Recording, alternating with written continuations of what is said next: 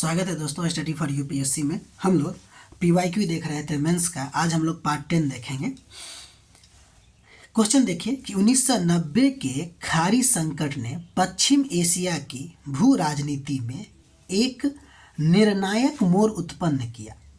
हाल के पश्चिम एशिया संघर्षों के संदर्भ में क्षेत्रीय संघर्षों की प्रकृति में निरंतरता और परिवर्तन का विश्लेषण कीजिए तथा भारत पर इसके प्रभाव की चर्चा कीजिए। ठीक है, ये क्वेश्चन है, इसका आंसर देखते हैं। तो पहले 1990 के खाड़ी संकट की बात करते हैं और उसको वर्तमान परिप्रेक्ष्य में भी जोड़ने का कोशिश किया जा रहा है। देखते हैं 1990 के खाड़ी संकट, जब इराक ने कुवैत पर आक्रमण किया, पश्चिम एशिया की भू राजनीति में एक महत्वपूर्ण मोड़ सिद्ध हुआ। इस संकट ने न केवल क्षेत्रीय शक्ति संतुलन को बदला बल्कि बाह्य शक्तियों विशेषकर अमेरिका की निर्णायक भूमिका को भी स्थापित किया।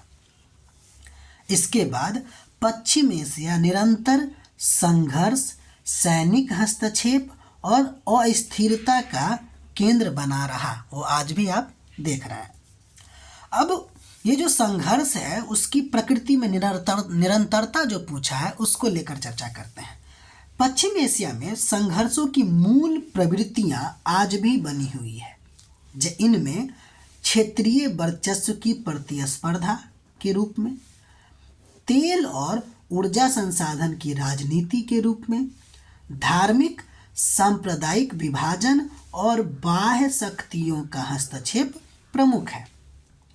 ठीक है, इराक युद्ध, सीरिया संघर्ष, यमन युद्ध और हाल में इजराइल गाजा संघर्ष इन तत्वों की निरंतरता की उपस्थिति को दर्शाते हैं।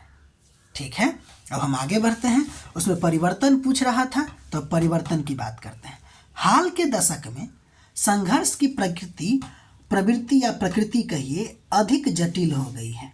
अब पारंपरिक अंतरराज्यीय युद्धों के साथ साथ ये तो हो ही रहा है, गृह युद्ध, गैर राज्य तत्व जैसे कि आईएसआईएस, हूती, हिजबुल्ला की भूमिका, प्रॉक्सी युद्ध या प्रॉक्सी वार, साइबर और सूचना युद्ध भी उभर कर सामने आए हैं।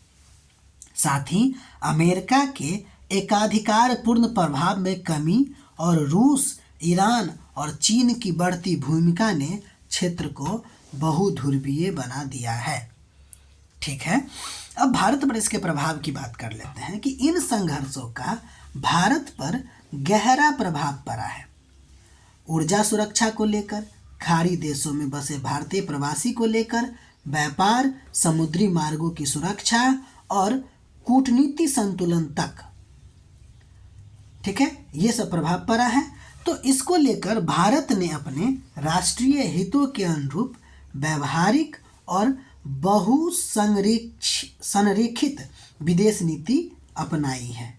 ठीक है, मल्टी अलाइनमेंट इसको कहते हैं, बहुसंरेखित विदेश नीति को अपनाई है। ठीक है, तो ये सब इस पे प्रभाव तो था, लेकिन भारत ने अपने राष्ट्रीय हितों के अनुरूप जो है इस सब को टैकल करने का कोशिश किया है। ठीक है, तो ये इसका आंसर था। आप लोग इसको लिखने की कोशिश कीजिएगा। अच्छा लगे तो लाइक कीजिएगा, सब्सक्राइब कीजिएगा, शेयर कीजिएगा और पढ़ते रहिए। ठीक है, मिलते हैं अगले वीडियो में, तब तक अपना ख्याल रखिए।